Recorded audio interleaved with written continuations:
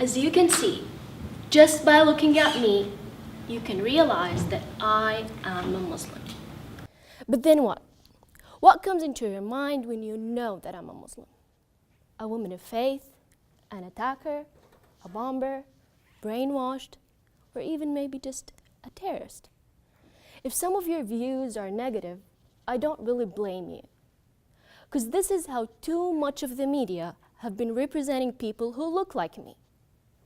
In fact, one study found that 80% of news coverage about Islam and Muslims are negative. And in an article written by Imam Zaid Shakir, a Muslim American scholar, he argues that out of the 210 mass shootings that happened in the US last year, the media mentioned the religion of the shooter only when he was known to be a Muslim, as if Islam was the incentive for his terrible action. You hear words like Islamic terrorism, radical Islam, Islamic states. You hear these words all the time. So how does consuming fear from Islam and Muslims affect us as a society and us as Muslims? Well, here are some scenarios. 2 Muslim women being verbally and physically abused in front of their kids while walking back home after school. Another 2 Muslim women being verbally assaulted and threatened by British women who told them to go back to their country where it bombs every day, and so on and so forth. These are all examples of one phenomena recently named as Islamophobia. It happens when you only know about Muslims what the stereotypes that are imposed on them. And it happens when you actually do not know a Muslim and have never asked one, what does Islam means? So if that is your case, and if you have never known a Muslim, it's great to meet you. Let me tell you who I am.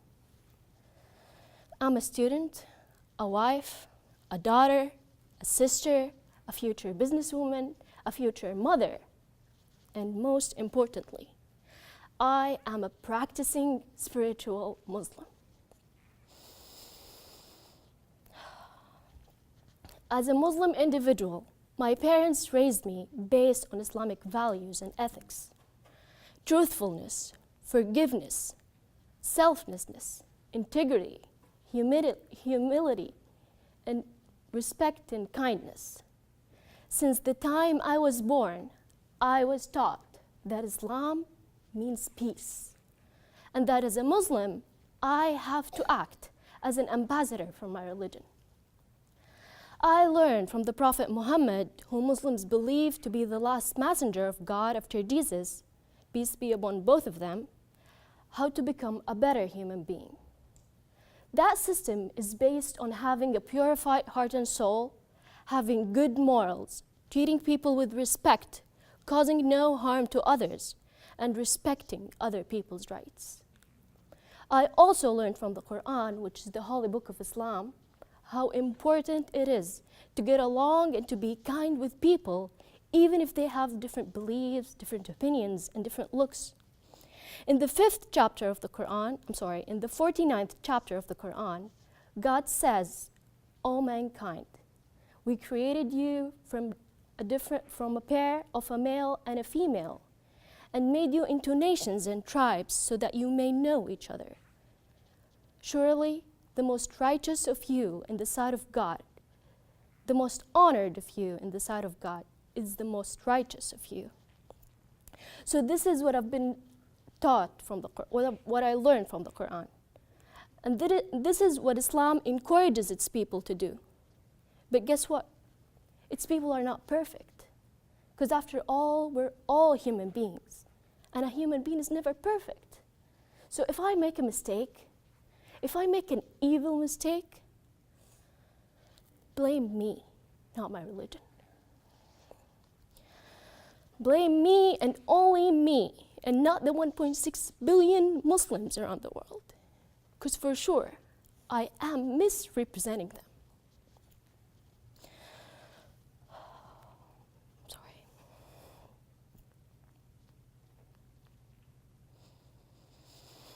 Now, some people will still argue Islam is a violent religion. After all,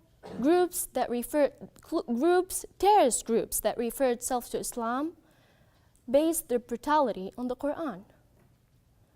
Now, as a Muslim, and most importantly, as a human being, I think we should do everything we can to stop these groups.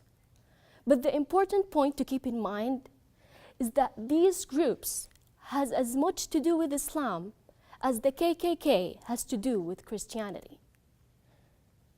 So for me, the fact that there are about 1.6 billion Muslims around the world who reject the mass killing of innocent non-Muslims or Muslim civilians is like blaming every Christian, every one of the 2.2 billion Christians around the world about acts that are committed by the KKK.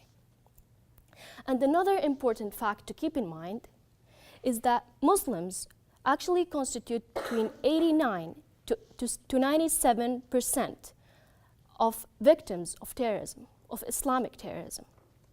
So I hope you guys now are able to see the point I'm trying to make. The Muslim nation is the most one suffering from terrorism. So do not add insult to injury and blame the 1.6 billion for acts committed by less than 1% of them. And if you have Muslim friends, Muslim neighbors, Muslim students, stand in solidarity with them. And if you do not know any, look around you, get to know some, ask questions. We love questions, we don't mind them, but we mind accusations that are tough. So, in order to prevent us from explaining ourselves all the time, which is hard and hurtful, you need to know more about us so you can support and spread the words. Thank you.